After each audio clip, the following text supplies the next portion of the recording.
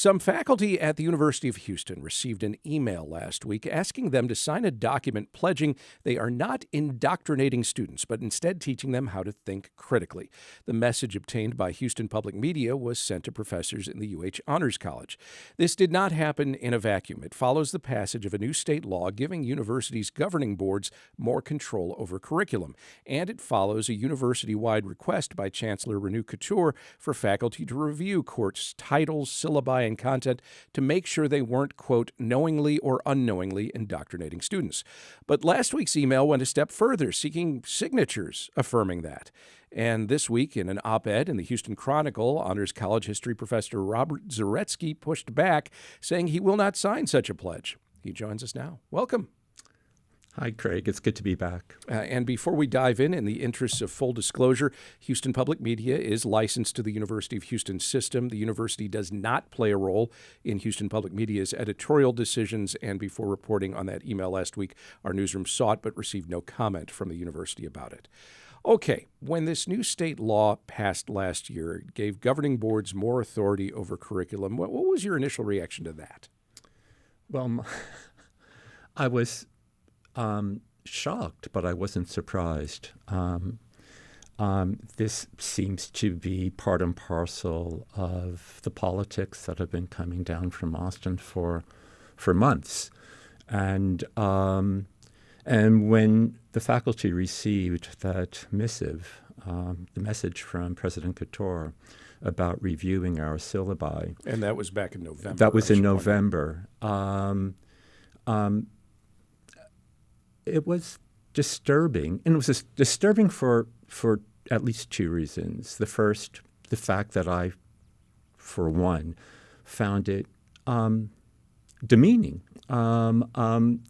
I've been teaching at U of H in the honors program and now the college for 36 years. And it's astonishing that I would be asked to make sure that my syllabi have been purged of any words, any notions that are not in accord with the political decisions being made in Austin. But I was also disturbed because I realized that President Khator was in a very, very awkward position. She is, from all that I can tell, trying to navigate the requirements being issued by Austin, which are politically inspired. I think it would be foolish to say anything other than that. She's trying to navigate the pressures being exerted by Austin with what she understands is the duty of professors to actually teach critical thinking that my colleagues have not been engaged in indoctrinating students. We've been engaged in the task of educating our students, not brainwashing them.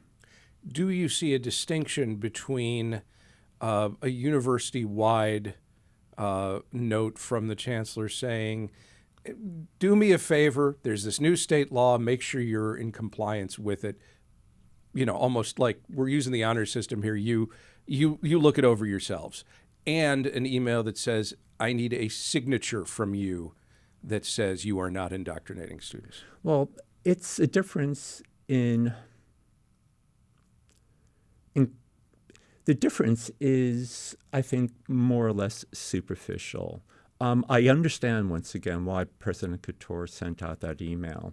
But when the decision came down from the dean of class that, we needed to check off this box and make it clear that we are not indoctrinating our students, that was a red line for me. And I suspect it's a red line for many of my colleagues, both tenured and not tenured. And I should point out, you're a tenured professor.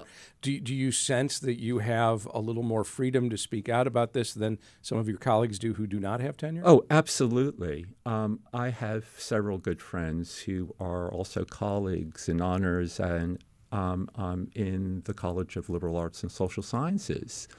Those who are adjuncts or instructional professors simply do not have the freedom that I have as a tenured professor because they're vulnerable. Most of them are on 3-year contracts that need to be renewed at the end of every 3 years. And they have responsibilities, family responsibilities, paying bills. And I understand why they are, remaining silent. But when it comes to tenure, I've always understood tenure, Craig, as to be both a privilege but also a responsibility. It's a responsibility to speak one's mind on issues that are critical to the task of educating my students. And I'm duty-bound. And the point that I made in the irony that I try to bring out in that op-ed in the Houston Chronicle was this very semester I'm teaching a class on the Enlightenment, and I had my students at the start of the semester read an essay by the German philosopher Immanuel Kant called What is Enlightenment? And in the opening paragraph of this essay, Kant announces that it is time for us to throw off what he calls self-incurred tutelage, by which he means that we, at a certain point in our lives, we should no longer be happy or content with simply following authority figures. And the phrase that he cites is an old Latin phrase, which translated means dare to know. That's the Enlightenment. But for the first time in my professional life, I suddenly discovered that it wasn't just an issue of intellectual engagement. It was nearly existential. Here I am in the classroom, in principle, teaching them to question, to dare to know. And then I wondered, wait a second, what does that mean for me as a professor, as an educator? Should I just stand back and not say a word about what's going on in this state, at this university? Or in fact, am I duty-bound, as Kant insists, to speak up? Let's talk about some specific examples of some of the things that we've seen in other universities across the system. Last year, a Texas A&M professor was fired after a controversy over a lesson that included references to gender identity. Right.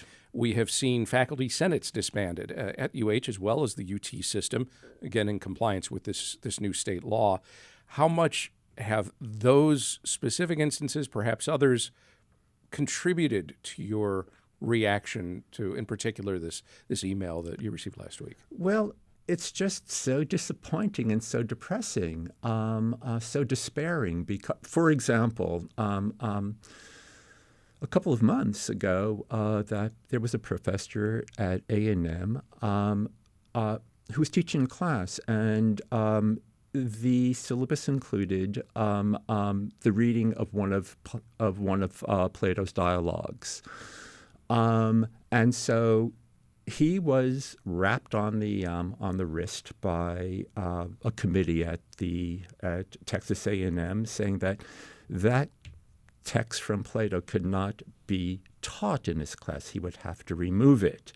Now, the wonderful irony here is that the individuals, the regents, whoever was responsible for this decision in A&M, were simply not aware that Plato himself, in the greatest of all of his dialogues, The Republic, defended censorship.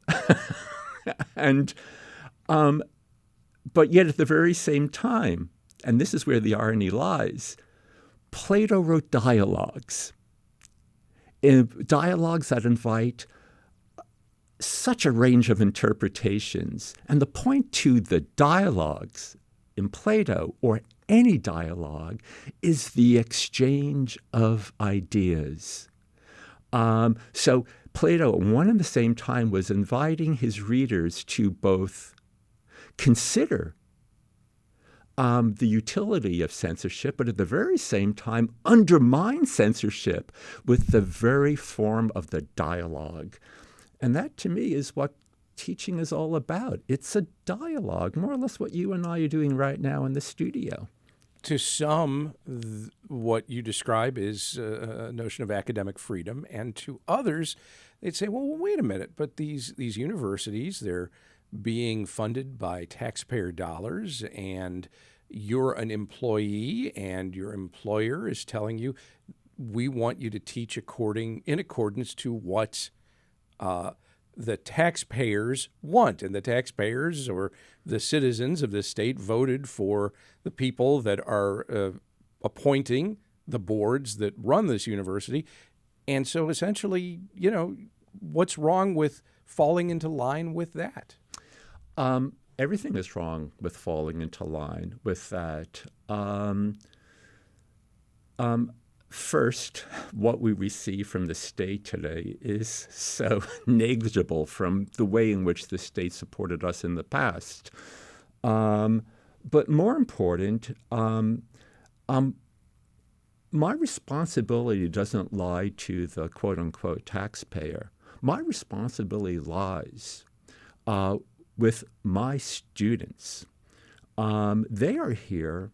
They are majoring or they're taking classes in the liberal arts in order to make discoveries, in order to engage in what I would call the great conversation.